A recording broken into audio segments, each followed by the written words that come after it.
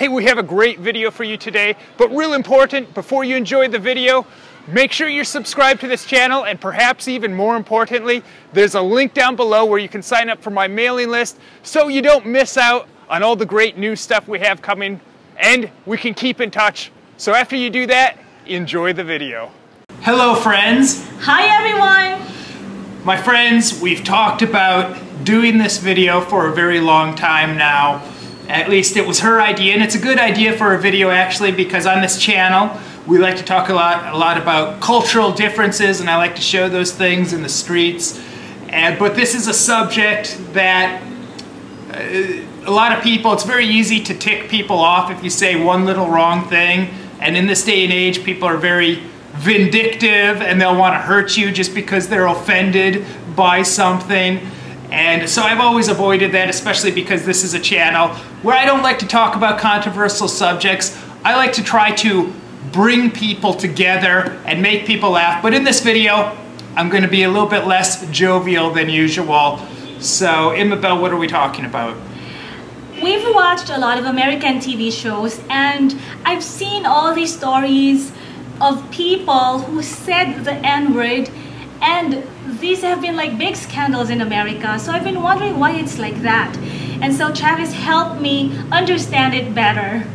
Yes, I've been trying to explain to Imabel, because you got to understand, in the Philippines and in the language of Filipino, there's no certain word that's taboo. They have swear words and words that can be considered offensive, but there's no particular word where if someone uses that, it's like their life is over, they can't work again, it's a major scandal. There's no equivalent to the N-word in the Filipino language or even in the Filipino culture. And we've just been seeing this story come around where it was a cell phone video of these drunk frat boys acting stupid, and not only did they say the N-word, they actually referenced lynching someone, which of course, it goes without saying, that's completely disgusting and a terrible thing.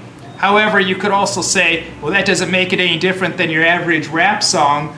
But Imabel, you brought up the point that in the Philippines, you do hear the N-word being used, and you shed some light on why that is. Can you explain? Yes, here in the Philippines, you'd hear people like kids on the street, teenagers, and even adults say the N-word, and there's no big deal to it. And I guess they say this word because they hear it from rap songs of Black American rappers and singers. So I don't really understand how come people outside America can say it after hearing these songs or seeing the music videos, but in America, it will destroy your life if you say the N-word. Their belief is, the argument is that they're taking the power out of the word because this was a word used to display power over us, but now we're taking it back. But then there's that standard where if you're born another race from them, like me for instance, or like you, because of the race we're born, you're not allowed to use the same word that they're allowed. So they get very angry, and now it's to a point in society, especially I think because of the internet, it seems like we're coming to a very cruel place in the world where people can anonymously terrorize others and harass others and leak footage to the internet and destroy lives. And even the mainstream media likes reporting on these stories, like this current story about the frat boys. Who are these guys? Are these influential celebrities or politicians? They're nobodies. They're young 18, 19, 20-year-old stupid kids saying something really stupid. It was caught on cell phone and then it was passed around, became a big viral thing. But is the point of talking about this story and showing the footage, is it because we want to educate people about racism? Because this is the best way to go about it, expelling these kids from school, ruining their lives, creating this scandal over it? Is that the best way to end racism, and that's why people are doing it? Of course not. It's really about taking pleasure in someone else's pain and that thrill that people get, I believe. And you know, from my perspective, I've traveled to so many different countries, and when you go to another country as an American, so many people want to talk to you about, and they say, oh, you're from America, that's really cool, I've always wanted to go there. You hear that all the time, despite the news telling you that Americans are hated outside the US. I haven't found that to be the case at all. Typically, people come up and they say, oh, I'd like to go to America. And I always say to these people, oh, that's really cool. You know what? I hope you get a chance to visit America or even move to America if that's what they want. I hope you get a chance to do that, because I'm always very confident, and I've always been very proud in the American people, that Americans in general, they can be very friendly, welcoming, very kind people, but it's very distressing to watch it in a foreign country, to see these news stories coming on, and they're not reported in the local media. It's because we're watching the American shows. But you watch these things and you get the impression that America's full of racists, and then it's also full of people that viciously go after them and go overboard in their punishment. And look, here's the thing about punishment.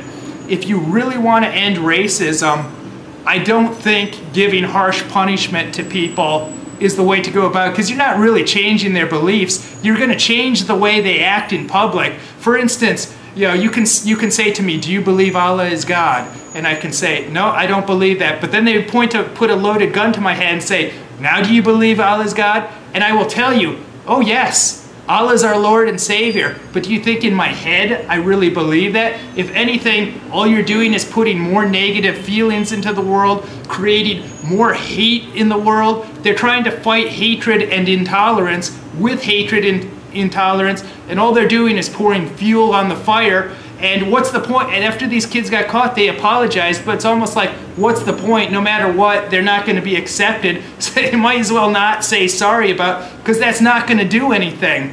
So what else do you think, Amabel?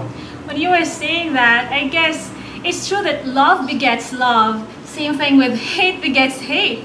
And I saw on TV like how people were like, was it like a lot of people were like on a parade, like they're like rallying or protesting against what those teenagers did? As if they've never said that same word or said something regretful at any point in their life. Yeah, I hope there can be more love and forgiveness instead of condemning these people. And I think like what Abraham Lincoln, I was reading something about him, like how can America be united if within the country there's division just because of that simple thing? And I'm going to pray for that, I guess. I still look forward to seeing America is a very happy, united nation. Well, hopefully that still exists. I'm gonna go there in God's time, and hopefully love still is spread all over the country and all over the world. Well, they say to err is human, to forgive is divine. They've been saying that for a few hundred years now. And I think it's something that in these times we really need to take to heart. And here's the bottom line. You're not going to end racism by punishing people, especially over-punishing them and creating more anger and resentment. The way you change their belief system is you got to show them people of other races that are good role models. But more than that, if you can get them in an environment where they can get to know people that are different, and one of the best ways to do that, especially in my own experience, is through athletics. I grew up in a place that's mostly white people. The sports teams I was on were pretty much all white people. But then I got recruited to a big college in another state, and the man that recruited me was an African American man, but this guy became a father figure to me, and the skin color had nothing to do with how we saw each other. Of course, I realized he's black, I can see that, I know I'm white, but that was never an issue when talking to each other, when dealing with each other, because he was a coach to me, and he was trying to help me win because something we had in common. We both hated losing and we loved winning. And he's trying to help me get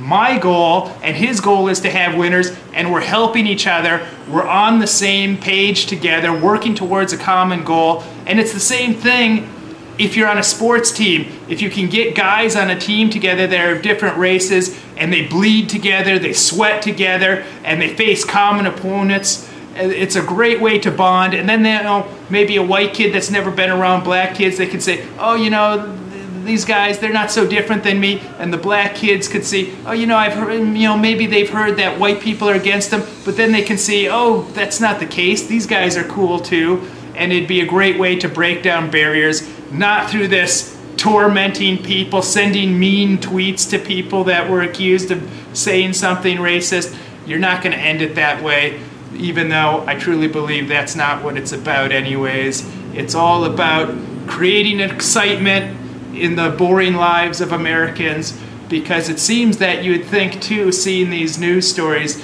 that wow, America must be an interesting place because they must have eliminated things like murder, rape, and theft, things that are actual crimes, and now they're making a big national story of what these kids did that isn't even violating an actual law.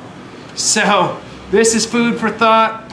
I think that a lot of you're gonna agree with this message, maybe it resonates with you, but if you don't, hopefully at least you keep an open mind about what we said. And Imabel, this is my channel, and I know you have a lot of your own thoughts, your own opinions, and that's why you have your own channel now, right? And yes, you have a video about this where they can see more of what you have to say. So the link is in the description, guys.